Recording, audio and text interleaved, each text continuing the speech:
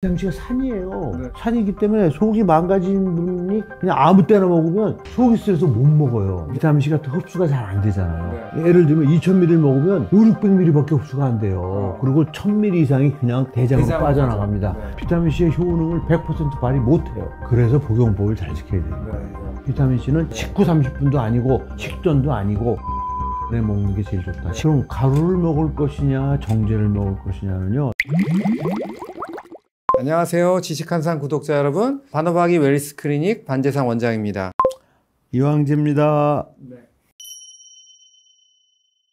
박사님, 이제 저도 수술하고 환자들이 회복하는데 비타민C가 굉장히 도움이 되거든요. 첫 번째는 감염을 좀 어느 정도 줄여줄 수 있잖아요. 면역을 높이니까. 두 번째는 이제 살이 붙으려면은 콜라겐이 만들어져야 되니까 어떻게 보면 상처가 빨리 나는데 도움이 된다고 생각해서 환자들한테 이제 비타민C 좀 드십시오 이렇게 얘기를 하면 안 먹거나 하루에 한 번 정도 먹거나 이제 이런 반응들을 많이 보이시거든요. 비타민C가 정말 여러 가지 면역을 올리고 뭐 혈관을 보호한다던가 간 기능을 좀 개선시킨다던가 치매를 또 예방한다던가 이런 다양한 기능이 있는데 그런 효과를 보기 위해서는 비타민C를 어느 정도를 어떻게 복용을 해야 되나요? 그냥 60ml만 하루에 먹으면 된다. 이거는 진짜 무책임한 기준이에요. 네. 1912년에 비타민 전문가들이 모여서 비타민 A, B, C, D, E, F 적정량을 정하는 회의를 했어요. 네. 100년도 더 된 거네요. 그 100년, 기준이. 그러면 네. 100년 막 넘었죠. 그 60ml 정해진 네. 것이. 비타민 B 이런 것들은 연구한 사람들이 많아가지고 근거가 있어서 네. 그때 다 정립이 됐어요. 네. 비타민C를 찾아보니까 그걸 정할 만한 기준이 없는 거야. 네. 그래서 막 뒤져보니까 18세기 중엽에 제임스 린드가 네. 최초의 임상 실험을 한 거예요. 네. 배를 타고 가면서 교열병에 걸린 병사들에게 오렌지 하나하고 레몬 하나를 매일 먹이니까 얘들이 죽지 않고 그래서 오렌지 하나과 레몬 하나면 되겠다 해서 계산해 보니까 60 내지 100mg이야. 또 하나 고려한 게 뭐냐면 그 약을 먹였을 때 소변에 나오기 시작하는 농도. 소변에 나오면은 그거 이상 먹이면 안 되는 거예요. 네네. 그게 약력적 기준이야. 네. 근데 60ml를 먹였더니 소변에 나오는 거야, 비타민C가. 그래서 주저함 없이 비타민C는 60ml. 그래서 정한 거예요. 제임스 린드가 정할 때 레몬 하나, 오렌지 하나는요, 짧은 기간 안에 병사들이 죽지 않게 하는 농도예요. 건강을 지켜주는 농도가 아니란 말이에요. 그거를 간과한 거예요, 그분들이. 없으니까, 데이터가 없으니까. 그리고 두 번째는 비타민C를 60ml만 먹어도 소변으로 나오는 이유를 그분들이 몰랐던 거예요. 소변으로 나오면 배설이라고 생각했던 거야. 그러니까 비타민C는 배설이 아니고 어떤 목적을 가지고 방광으로 내보내는 게 그게 정상이란 말이에요. 포도당은 나가면 안 돼. 네. 오줌으로 나오면 우리가 뭐라 그래? 당뇨라고 그러잖아요. 그렇죠. 내가 내 몸에서 만든 물질을 오줌으로 내보내려면 왜 만들어요? 자기가 만든 걸 절대 안 내보내요. 우리가 적정량을 정하는데 가장 과학적인 기준이 1970년대 초반에 발표한 게 있었어요. 네. 동물들이 우리가 정한 적정량의 100배 이상을 만들고 있어요. 그러니까 여러 가지 아무튼 근거에 의해서 바뀌어야 되겠다라는 우선 문제점을 제기한 거고 최소한도를 일단 기준으로 정한 거예요. 6000ml. 그 6000ml를 하루 살면서 그때그때 필요할 때 만드는 거니까 한 번에 먹으면 안 돼요. 실험을 해보니까 비타민C는요, 그럼 6시간 사이클로 끝이 나요. 혈중에서. 먹고 나서 3시간이면 혈중에 피크가 되고 3시간 지나면 먹기 전하고 똑같아져요. 6000ml를 3번 또는 4번에 나눠서 먹어야 되겠다. 그런데 우리가 식사를 3번 하잖아요. 그래서 아침, 점심, 저녁에 3번에 나눠서 2000씩 먹자라고 제가 처음으로 제안을 했고, 더 정확한 거는 비타민C를 치료를 위해서 쓰시는 분들은 3시간 간격으로 먹어야 돼요. 혈중 농도를 높이 유지를 해야 치료 효과가 나타나잖아요. 네. 떨어지기 전에. 3시간 간격으로 매일 먹으라고 그랬더니 아무도 안 먹어. 그렇죠. 힘들죠. 야, 뭐 하루 종일 비타민C만 먹냐? 뭐 이래가면서 안 먹는 거예요.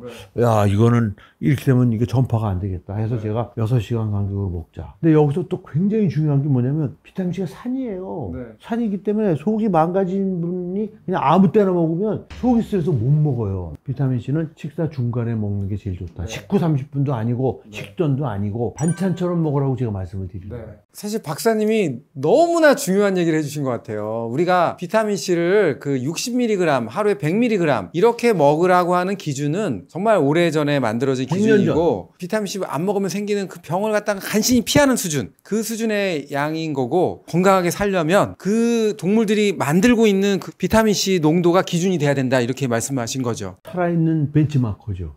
왜냐면 우리도 생명체이기 때문에. 네. 그리고 더 중요한 건 뭐예요? 우리도 원래는 비타민C를 만들던 존재예요. 네. 그 증거를 찾았잖아요. 네. DNA 순서가 이렇게 돼야 되는데 요게 이렇게 뒤집어지는 돌연변이가 와서 네. 우리가 비타민C를 못 못 만든다는 만들게 것까지 밝혔어요. 음. 이렇게 과학자들이 무섭습니다. 비타민 C도 박사님 뭐 알도 있고 가루도 있고 뭐 리포비타민 C도 있고 여러 가지 형태가 있는데 어떤 형태를 가장 추천하시나요? 전 세계에서 비타민C를 만드는 나라가 DSM이라는 회사하고 중국밖에 없어요. 네. 근데 지금은요, 만드는 수준이 다 비슷합니다. 음. 그것을 제품을 만드는 건 전 세계에서 대한민국 최고입니다. 대한민국 어떤 걸 사 먹어도 다 똑같습니다. 네. 순수한 비타민C, 네, 네. 그거를 들여오거나 중국산 비타민C를 들여오거나 해서 그거를 정제를 만드냐, 가루 제품을 만드냐, 리포조마를 만드느냐 하는 네. 거일 뿐이에요. 그러니까 저는 우선 첫 번째 제품은 국산을 드시라는 얘기를 미국에 사시는 분들 사가지고 가라고 말씀드리고 싶어요. 한국산이 제일 좋다. 한국산이 최고입니다. 제품은. 그 다음에 그럼 가루를 먹을 것이냐 정제를 먹을 것이냐는요, 가루가 가장 바람직해요. 비타민 C라는 것만 먹어야 되기 때문에. 근데 솔직히 말씀드리면 100%는 아니에요. 네. 식용 비타민 C는 순도가 95%쯤 돼요. 이거 순도를 95%로 98% 끌어올리면 가격이 천정부지로 올라가고 98%를 99%로 만드는 데는 10배도 더 들어요, 비용이. 그리고 100% 만들면 너무 비싸져 가지고요, 사 먹을 수가 없어요. 그러니까 100% 비타민 C는 오로지 실험용으로만 쓰는 거예요.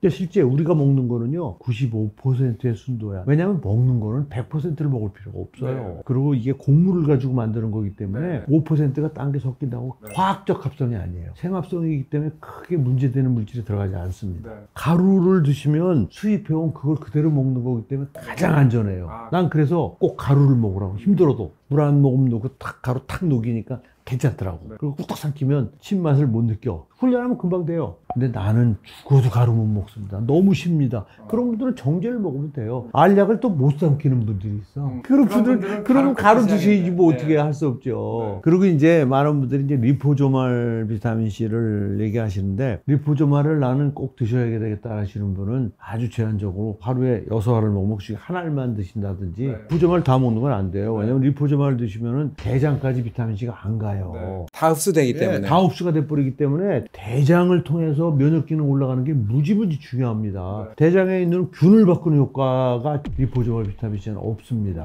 그러니까 비타민 C의 효능을 100% 발휘 못해요. 리포조말 비타민 C에 대해서 선호도가 있는 분은 한 알만 드시면 돼요. 하루에 한 알만. 그리고 나머지는 일반 비타민 C를 드시면 됩니다. 박사님, 근데 비타민 C를 먹으면 부작용을 걱정하시는 많은 분들이 계시는데 어떤 부작용을 걱정해야 될까요? 비타민 C를 생각해 보세요. 음식을 통해서 뭐 들어가는 거 외에는 100ml 안 먹던 분이 6,000ml 먹으니까 당연히 변화가 느껴질 거예요. 그렇겠죠. 제일 많이 복용 초기에 나타나는 거는 일단 속쓰림이에요. 속쓰림. 위장이 다 망가져 있어요, 한국 사람들은요. 네. 맵고 짠 음식을 많이 먹어서 그래요. 짠 음식 먹으면 위장 전박이 다 망가져요. 싱겁게 먹어야 돼요. 유럽이나 미국은 반찬이 없잖아요, 반찬이. 반찬이 없다는 거는 음식이 좀 짜도 소금이 덜 들어간 소리예요. 우리는 반찬이 꽉 짜잖아. 근데 다 소금 절인 거 아니야. 그래서 복용법을 잘 지켜야 되는 거예요. 또 하나 경험할 수 있는 게 뭐냐면, 예민한 분은 2,000ml만 먹어도 설사를 하시는 분이 있어요. 근데 그건 왜 그러냐면 비타민 C가요, 삼투압이 높아요. 그 물질이. 굉장히 복잡한 얘기인데 비타민 C가 또 흡수가 잘 안 되잖아요. 예를 들면 2,000ml를 먹으면 500~600ml밖에 흡수가 안 돼요. 그리고 1,000ml 이상이 그냥 대장으로 빠져나갑니다. 삼투압이 높기 때문에 대장 점막으로부터 액체를 다 빨아내요. 설사를 할 수 있겠네요. 대변에 그렇죠, 수분이 많아지는 거야. 그건 지극히 당연한 거예요. 설사가 나면 당연히 줄여야 되는 거예요. 양을 줄이면 되는 거죠. 양을 줄이면 되는 거예요. 그냥 급하신 분들이 있어요. 아우, 자기 2,000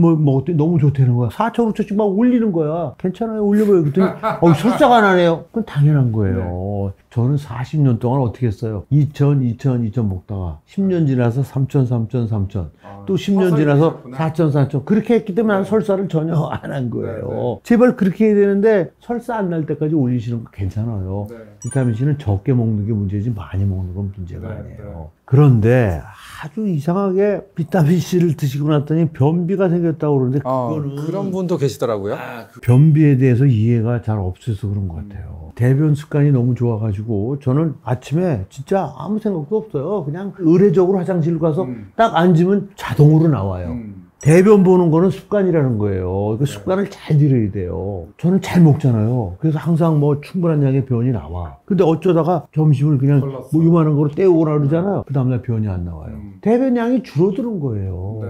며칠 동안 뭐 잘 안 먹고 그런 건 생각을 안 하고 변이 안 나오니까 변비라고 우기는 거야. 비타민C 먹고 변비가 생겼다는 건 설명할 수가 없어요. 변비가 생긴 게 아니고 사실은 며칠 동안 자기가 음식 먹는 양이 줄어들어서 매일 보던 변이 이틀에 한 번 나올 수밖에 없는, 그건 변비가 아니에요. 그건 지극히 정상적인 거예요. 그런데 다만 미제 비타민C, 로즈힙이 든 거를 계속 드신 분은 로즈힙이 변비를 만들어요. 리포조말 비타민C가 비슷한 거예요. 그 로즈힙을 섞어 놓으면은 비타민C가 천천히 녹으면서 다 흡수가 돼요. 그 로즈힙 들어간 걸 막 두 알씩 그렇게 먹으면 그때 오는 변비는 좀 다른 거예요. 그런데 국산 비타민C를 먹고 변비가 온 거는 내가 뭘 먹었는지를 생각해 보라는 거예요. 음식 양을 생각해 보라는 거야. 그 다음에 이제 부작용이 이제 요로결석이에요. 요로결석은 사실은 누구나 생깁니다. 작을 때 다 빠져나가는 거야, 소변으로. 그런데 요로결석 생긴 사람들 딱 보면요, 우선 물을 안 먹어요. 그 물을 안 먹는 분이 언제 공격이 오느냐? 여름에 와요, 여름에. 땀이 많이 나잖아요. 소변을 뭐 막 4시간, 5시간 만에 보고 그러잖아요. 그러면 그 사이에 소변이 농축이 되면서 돌이 빨리 커지는 거야, 농축이 되니까. 추울 때는 땀이 안 나기 때문에 오줌이 많이 나오잖아요. 요로결석 환자 없어요.